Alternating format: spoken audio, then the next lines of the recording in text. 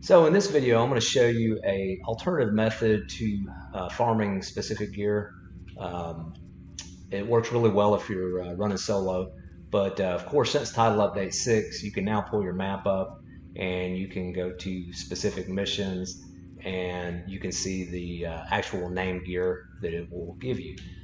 And of course, these areas such as West Potomac Park, they have gear sets that they drop, and based on the activities within this little territory. Uh, Down here, West Potomac Park is the Wyvern, and for example, this is the Alp Summit. Of course, if you don't know the symbols, if you just look in the top right-hand corner, you can see which gear it is. But anyways, what got me started on this yesterday is this area down here was actually this classified set, this green teal classified gear. So I ran a bunch of different types of activities, and I'm going to include the clips. I did a control point one, level one, and then a level two.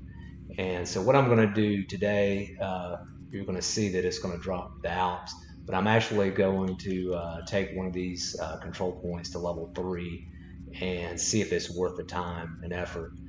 See if it drops you more gear. So anyways, here we go.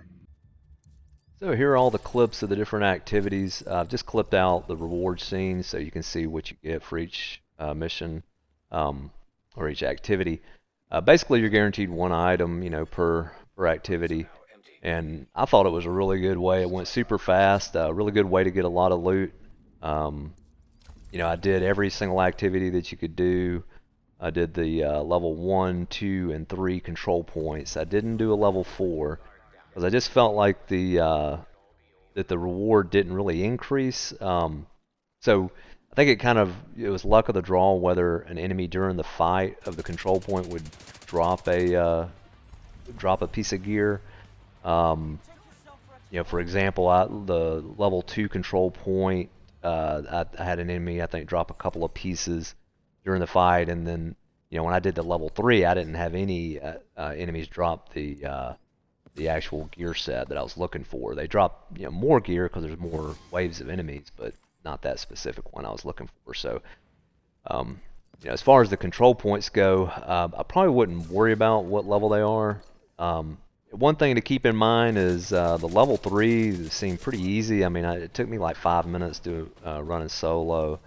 So, if you're running the different activities in the territory, if you happen to take a control point up, then good. I mean, I really wouldn't worry about one way or the other because they all seem to go pretty quick. But anyways, hopefully this helps you out. I know a lot of my friends have, especially have played the game, they kind of don't do any of the territory activities or like control points, just because they kind of got boring after a while. But now that you have the loot allocation, maybe now after watching this, you can see kind of, it's worthwhile to do these, if you're looking for that specific piece of gear. So, anyways, if you have any questions, just leave them in the comments, and until next time.